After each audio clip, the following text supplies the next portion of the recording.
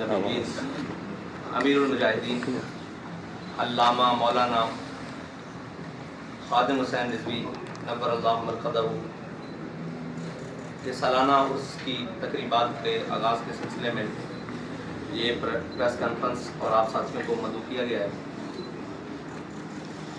उनका नज़रिया, उनके दिए हुए अफ़कार इंशाअल्लाह आगाज़ होंगी और इंशाअल्लाह उसने अंजाम तक पहुँचेगी।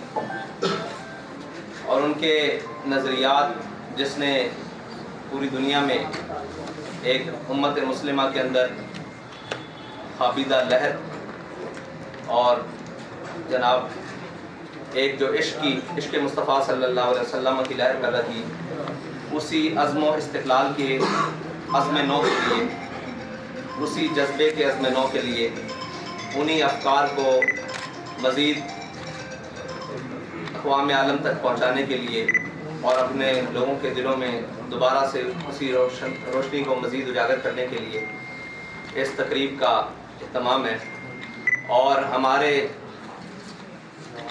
सूफिया के सिलसिले में ये तकरीबात नहायत अहमियत का हामिल होती हैं, जिसके अंदर उस शख्सियत के उन तमाम ज़िंदगी के पहलुओं पर रोशनी डाली जाती है जो ज़िंदगी के पहलू लोगों के लिए मिशल राह होते हैं। और अमीरुल मुजाहिदीन अल्लामा खादिम हुसैन रिज़वी की ज़िंदगी एक जोहद मुसलसल है और जिसका हर पहलू एक दरख्शां ताबा सितारे की तरह चमक रहा है और उसका एक एक लम्हा वो हमारे सब आने वाले उशाकान मुस्तफ़ा के लिए मिशल राह है। उसी सिलसिले को मज़ीद आगे बढ़ाने के लिए ये नहायत तवील और बड़ी खूबसूरत और 3 रोज़ा उर्स की तकरीबात रखी गई है, जिन्हें इंशाअल्लाह जिसके अंदर पाकिस्तान नहीं बैनुल-अक़वामी सतह की भी तमाम शख्सियात जिनको हमने मदद किया है, अगर कोई रुकावट ना बनी तो वो इंशाअल्लाह तशरीफ़ लाएंगे और अपने खिताबात से और अपने अफ़कार से इंशाअल्लाह लोगों के दिलों को मुनव्वर करेंगे। और अल्लामा खादिम हुसैन रिज़वी नव्वरल्लाहु मरक़दहू की ज़िंदगी नामूस रिसालत, ख़त्म नबूवत और दीन इस्लाम के परचम को सरबुलंद करने के लिए और वतन अज़ीज़ पाकिस्तान की नज़रियाती और जोग्राफियाई सरहदों की हिफाजत करते हुए गुज़री। और वो ज़िंदगी एक ऐसी ज़िंदगी है जिसने ऐसे नकूश छोड़े हैं इस पाकिस्तान की तारीख़ में कि शायद उनका सानी या उनकी तरह का कोई शख्स दोबारा इस धरती को नसीब ना हो सके, जिन्होंने अपने अफ़कार से भी, अपने अक़वाल से भी और अपने अमल से भी हर मैदान अमल में एक जानदार मुक़दमा उठाया और उस मुक़दमे के ऊपर पहरा देकर बताया कि हुज़ूर सय्यद आलम सल्लल्लाहु अलैहि वसल्लम के दीन की तरजीहात और इस्लाम के बुनियादी उसूल और इस्लाम की रूह आज भी ज़िंदा है। लेकिन उसके लिए इक़बाल ने कहा कि ये नगमा फ़स्ल गुल लाला का नहीं पाबंद, बहार हो के ख़ज़ां ला इलाहा इल्लल्लाह। और वो तमाम शिकवा शिकायतों के साथ इसी पाकिस्तान की मट्टी के साथ और वफ़ादार रहे और इसी पाकिस्तान को हुज़ूर सय्यद आलम सल्लल्लाहु अलैहि वसल्लम के दीन की अमाजगाह बनाने के लिए आखिरी वक्त तक कोशा रहे। अगरचे रियासती नाहलों ने और हुकूमती नाहलों ने अपनी तमाम तर कोशिशों के बावजूद और तमाम तक रेशा दवानियों के बावजूद उनकी आवाज़ को बहुत सारा दबाने की कोशिश की, बल्कि उनकी आवाज़ और उनकी तस्वीर तक को मिटाने की कोशिश की। लेकिन वरफ़ाना लका ज़िक्रक का ज़िम्मा जब अल्लाह ने लिया है तो जो वरफ़ाना लका ज़िक्रक के साथ जुड़ जाएगा उसका ज़िम्मा भी अल्लाह के सुपुर्द है। और उनका नाम, वो अपने हिस्से का काम, बल्कि वो अपने हिस्से का नहीं, वो पूरी उम्मत के हिस्से का काम करके गए हैं, जिसको हम सब के लिए मिशल राह है। और मैं इस मीडिया की तवस्सुत से भी और सोशल मीडिया के तवस्सुत से भी जो जहाँ तक मेरी आवाज़ जा रही है, उन तमाम दोस्तों को, भाइयों को मदऊ करना चाहता हूँ कि वो आए देखें कि तहरीक लब्बैक या रसूलुल्लाह का मंशूर क्या है और इसके आने वाली मुस्तक़बिल में मंज़िल क्या है। बहुत शुक्रिया। सदाम भाई, اچھا ایک تو یہ آپ نے مجھے ڈیٹ نہیں بتائی کب سے شروع ہوا؟ 19 20 21 نومبر، کل سے ظہر سے اس کی تقریبات شروع ہو رہی ہیں۔ اچھا اور صاحب تھوڑی سی بات ملکی سیاست پہ بھی کر لیں۔ جی اس وقت جو صورتحال ہے، مہنگائی، روزگاری، بجلی، پیٹرول، بے یقینی کی صورتحال ہے، سیاسی عدم استحکام ہے، ڈالر رک نہیں رہا، اس پہ آپ کی جماعت کا موقف کیا ہے؟ دوسرا ایک ساتھ ہی اس کے ضمنی سوال ہے کہ چیف آف آرمی اسٹاف کی تعیناتی عمران خان صاحب کہتے ہیں کہ جی یہ حکومت نہیں کر سکتی، تو کیا آپ سمجھتے ہیں کہ وہ ٹھیک کہہ رہے ہیں کہ شہباز شریف کے پاس کوئی اختیار نہیں ہے وزیر اعظم کو تعینات کرنے کا؟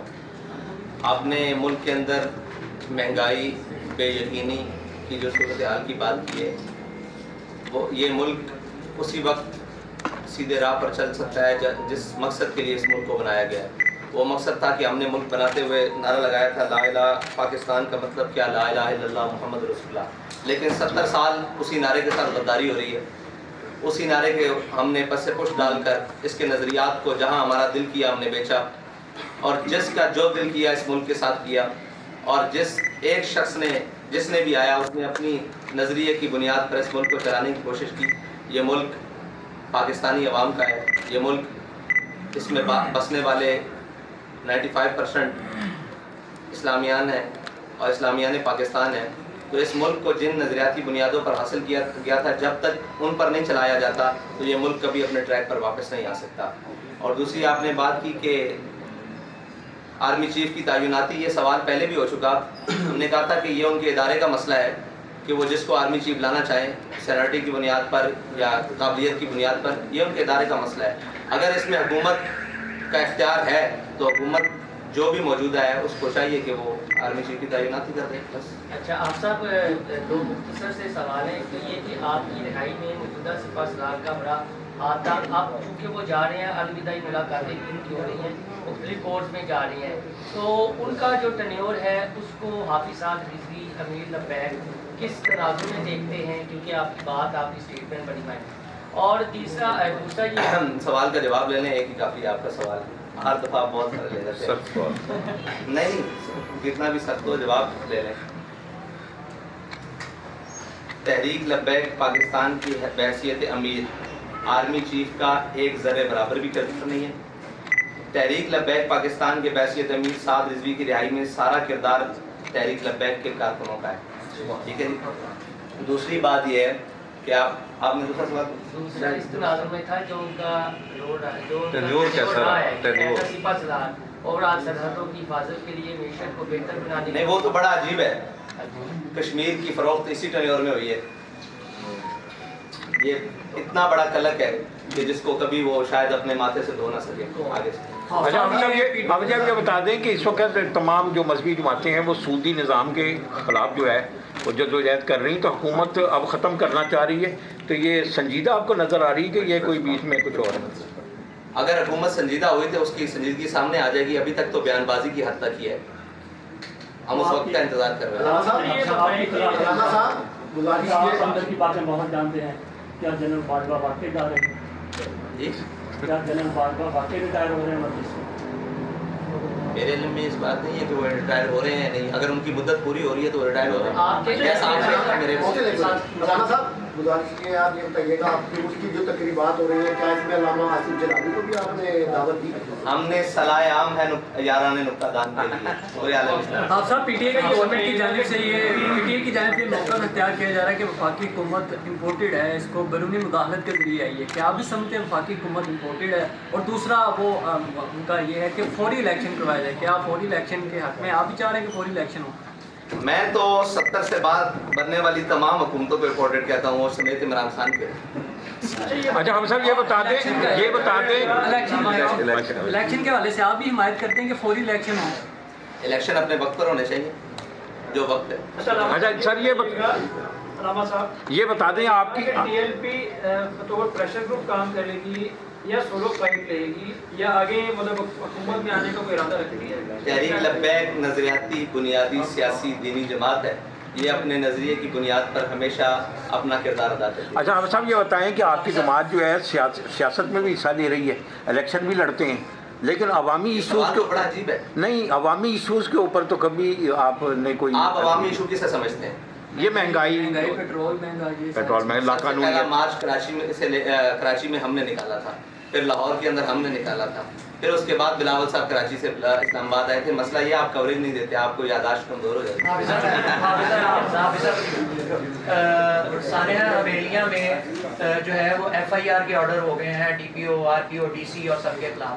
کیا جن لوگوں کے خلاف FIR کے آرڈرز ہوئے ہیں وہی ذمہ دار ہیں یا پس پردہ کسی اور کو بھی آپ ذمہ دار سمجھتے ہیں؟ وہ جو GIT بنی ہے اس کی رپورٹ ابھی تک نہیں آئی، جب آ جائے گی تو سارے ذمہ دار سامنے اس کے اوپر تمام میڈیا کو تھوڑا سا ایک لائن میں ضرور آگاہ کر دیجیے گا کہ جو محرکات ابھی جو پروپیگنڈا اس سے متعلق ہے اس کے بارے میں میرا بات ہے. اس کا کیا پروپیگنڈا ہے؟ یہ پروپیگنڈا ہے کہ جو ہے وہ آرکسٹریٹڈ تھا، نہ کہ جو ہے وہ میلاد النبی کے آڑ میں سیاست کرنے کی کوشش ہو رہی تھی. جب ہم سیاست کرتے ہیں تو ہم دبا کے کرتے ہیں اور سینہ چوڑا کر کے ہر میدان میں کھڑے ہو کر بتاتے ہیں ہم سیاست کرنے کے لیے آئے ہیں. جب ہم اپنے دینی ایشو کے اوپر آتے ہیں تو پھر ہم بتاتے ہیں کہ ہم اپنے دینی ایشو کے اوپر آئے. میں نے آپ کو پہلے کہا کہ تحریک لبیک بنیادی نظریاتی دینی سیاسی جماعت ہے.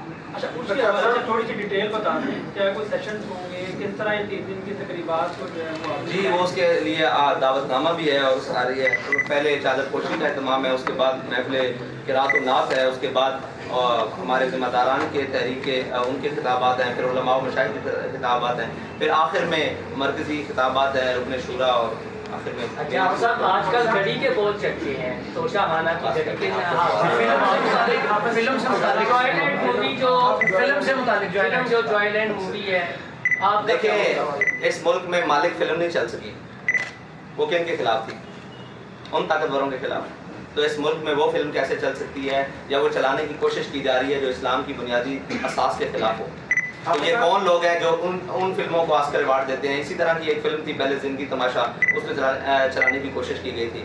اور یہ ایک مغربی ایجنڈا ہے، یہ آج کا نہیں ہے. یہ ہمارے جو سیاستدان ٹرانسجنڈر قسم کے سیاستدان ہیں ان سے ورثے میں ملا رہا ہے. جس کا جو دل آتا ہے وہ ان کی نظریات کو، ان کی چیزوں کو. ابھی سلمان صوفی کی میں ٹویٹس پڑھ رہا تھا، اس نے کہا کہ میں ایڈوائزر ٹو PM ہے، وہ کہہ رہا تھا کہ میں نے بہت کوشش کی اور یہ وہ جب ہمارے مقتدر لوگوں کے جو پاکستان کی سب سے بڑی سیٹ ہے اس کے دائیں بائیں ایسے لوگ بیٹھے ہوں گے جو ایسی چیزوں کو پروموٹ کرنا چاہتے ہیں، تو پھر وہ کیا سمجھتے ہیں کہ مذہبی طبقوں سے ان کا یا دینی طبقوں سے یا معاشرے کے جو بھی ایک حساس طبقے ہیں ان سے ان کا ٹکراؤ نہیں ہوگا؟ بالکل ہوگا ان کا ٹکراؤ. یہ ان کو خیال کرنا چاہیے کہ ہم جس منصب پر بیٹھے ہیں اس منصب کا جو بنیادی حق ہے وہ یہ ہے کہ پاکستان اسلام کا قلعہ ہے، اس میں کوئی بھی چیز جو اسلام کے خلاف ہے وہ نہیں ہو سکتی. لاسٹ کوشچن، بس لاسٹ کوشچن. آپ کو ایک ماشاء اللہ بڑی منظم تحریک ہے اور آپ جو بات کہتے ہیں کارکنوں اس کو مکمل عمل بھی کرتے ہیں. یہ 3 روزہ جو آپ کا عرس ہو رہا ہے اس میں یہ راستے بند رہیں گے آپ کو، تو کیا اس کے لیے آپ نے انتظامیہ سے کوئی NO سے لیا ہے یا اس کے متبادل آپ نے کچھ ارینج کیے ہیں یا یہ بس اپنے طور پہ یہ سارا ہوگا؟ اور یہ راستے عوام کو بھی کافی تکلیف ہوتی ہے سر اس حوالے سے جب یہ راستے بند ہوتے ہیں، ہم اس کا کوئی متبادل یا کچھ اچھا آپ کے پاس طریقہ؟ جی ہم نے انتظامیہ سے تقریباً 1 ماہ ہو گئے ان کے ساتھ مسلسل رابطے میں، اور ان کی طرف سے نو رسپانس، کسی قسم کا کوئی جواب نہیں آ رہا، کیونکہ وہ خود روڈ بند کرنے میں مصروف ہیں، وہ خود دھرنے دینے میں مصروف ہیں. ٹھیک ہے، اور ان کی ڈیوٹیز لگی ہوئی ہیں کہ وہ شاہراہیں بند کریں. اب ہماری مجبوری یہ ہے کہ ہمارے پاس کوئی قریب ایسا گراؤنڈ نہیں ہے، کوئی ایسی جگہ نہیں ہے، ہمیں مجبوراً روڈ کے اوپر پروگرام کرنا پڑتا ہے. جب آگے کی نظریات کی بات، تو اب ہم اپنا حق سمجھتے ہوئے روڈ بند کرتے ہیں. ابھی ہمارے پاس اگر اس کا متبادل کوئی جگہ ہو تو ہم نے ٹریفک کے جو ادارے ہیں ان سے بھی رابطہ کیا، پولیس سے بھی رابطہ کیا مسلسل. یہ تو ان کا کام ہے متبادل پلان دینا، لیکن اگر وہ نہیں دیں گے تو اس کے لیے ہم تیار ہیں بالکل انشاءاللہ. تھینک یو جی، تھینک یو ویری مچ.